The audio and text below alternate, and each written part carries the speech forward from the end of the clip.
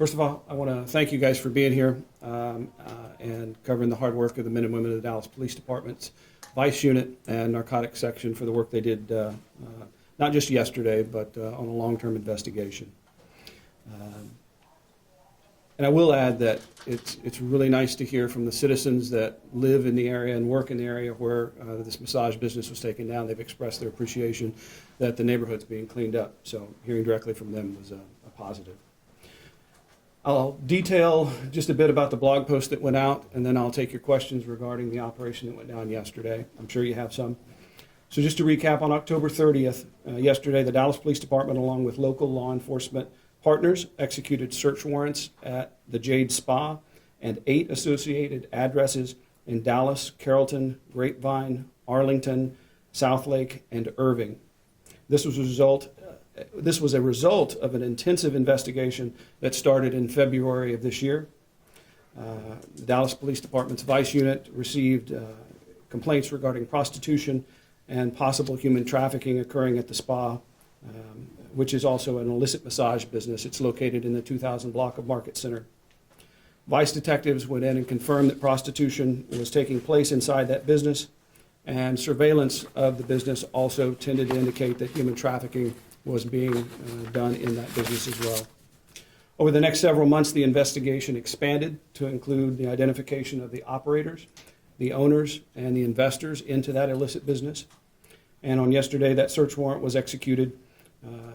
In addition, a search warrant was executed at the Dragon House restaurant in the 2600 block of East Southlake Blvd in Southlake, Texas. Detectives found that that restaurant was directly linked to Jade Spa's owners and management, and was financially linked to the illegal activities at Jade Spa as well. In addition to those search warrants, officers executed arrest warrants for 6 people who were involved in the financing and operation of Jade Spa, and all those suspects were charged with aggravated promotion of prostitution and engaging in organized criminal activity. There are 3 additional suspects that remain outstanding now. Those who were arrested were taken to Dallas Police Headquarters to be interviewed before they were transported to the Dallas County Jail. Detectives detained multiple individuals inside the business and inside the search warrant locations, and we have been working with our governmental and non-governmental partners. We did that on site yesterday to identify them and to offer those who were found to be victims of human trafficking support services that they would need. 6 of those victims were located inside the spa, and 5 of them took us up on offers of further assistance through Mosaic Family Services and their shelters. The City of Dallas certificate of occupancy for the Jade Spa has been revoked, and our dedicated prosecutors from the City Attorney's Office have obtained a temporary restraining order to keep the business from reopening. Officers secured that on yesterday when they closed it and they padlocked it. In addition, warrants were executed at several local banks, and approximately $370,000 related to this criminal operation was seized and or frozen.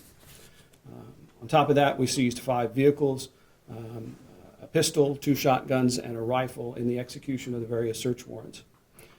And I want to personally say a thank you to our state and federal partners for their assistance. We could not have accomplished such a complex investigation without their help. In addition to the help of Irving, Arlington, Grapevine, and Southlake Police Departments for their assistance in executing those search warrants yesterday. It was a very complicated operation and detailed a number of people. So I will take questions that you may have now. Can you explain what you mean when you say that the 2 businesses involved yesterday were financially linked? Absolutely. So in our analysis of the finances of both of those businesses, we found links between deposits and withdrawals, payments from certain accounts that were linked to the Jade Spa business into accounts that were associated with the restaurant. Various bills were being paid from those funds. You could say they were commingling many of the funds between those 2 businesses. Major, the age ranges of the victims involved in this trafficking operation, can you use that? I don't have the specific ages, and I won't go into identifying them any more than to say that they were predominantly Asian females that were found in the spa there at Jade. How significant is this operation been for Vice, knowing that they just recently came back? So I don't want to overstate it. I think it's big. If you told me a year ago that we would be able to undertake an operation of this complexity, I would have been doubtful. But this goes directly to the caliber of the people that we have working for the department that we selected. We were able to put the right people in the right places to do the kind of work that they're attuned to, and their personalities fit. And it's a testament to their dedication and work. They care about the victims that are involved in this case. I think, unfortunately, and you see comments on social media, and they generally come from people you'd characterize as trafficking deniers, or people that says, oh no, this should be legalized sex work and we should make it all legal and there really is no human trafficking. Well, that's just a fallacy, and that's absolutely incorrect. And the men and women that applied for and were selected for Vice understand the victimization that goes on. The individuals that are involved in the slavery aspect of this are truly just that. They are slaves. They are people looking for a better life, and they come here for the most part under that auspices that they're going to be provided with that opportunity, only to be told that, no, we're going to take your passport, and you're going to pay us a debt for coming over here, and you're going to have sex with people almost 24 hours a day to earn that off. And if you don't, if you get sick or take a day off, then we're going to add to your debt. So it's an insult by those that would characterize this as not taking place. It absolutely is, and I'm glad that we stopped it in this instance. Is it uncommon that the investigators will see alleged seedy operations like this linked to what some may see as legitimate family businesses like a restaurant? So we are seeing that. You will, in the examination of places like this, there are some that are what you might call one-offs. They are standalone businesses that are engaged predominantly in prostitution. It may not involve human trafficking. And then you have more complex criminal operations that take advantage of not reporting taxes, a big cash business, and surprisingly a big credit card business at times too, and taking that money, laundering it, and then sending it out of the country or pocketing those proceeds. So even though it is an illicit business, in a lot of ways it's run just like any reputable business, so there's not much learning factor going on there other than being willing to commit criminal acts. You mentioned the complexity of the operation, if you will. What factors allowed it to go unnoticed for so long? You know, there are a lot of factors. It doesn't stand out. Now, certainly the people in the community know it's there, but it's not like a violent crime. It's not something that gets noticed very often. They tend to keep quiet, keep to themselves. Their customers aren't complaining about the operation, and they work very hard to keep things under the radar.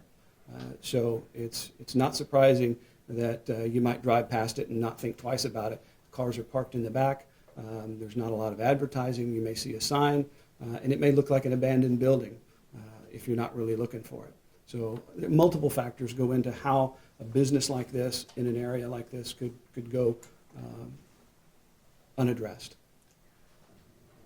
Is there thinking at all the investigation show that you believe the restaurant was laundering some of the proceeds from the spa, or just that the same individuals happen to be connected with both businesses?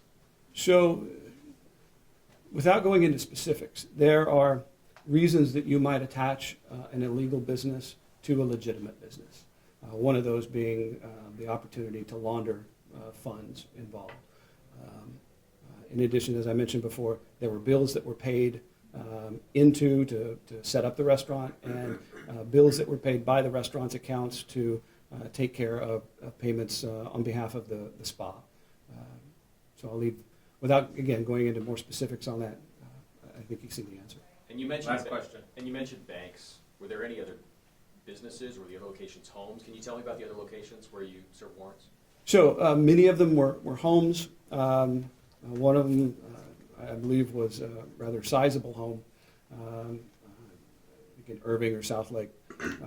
and we found a bunch of people associated with the restaurant that were living there. It was a very crowded situation, and our partners with HSI worked very diligently to determine if those individuals, number one, were American citizens, whether or not they are being trafficked for labor purposes or whether they're here legally and so forth, just to help us sort it out and put it all together.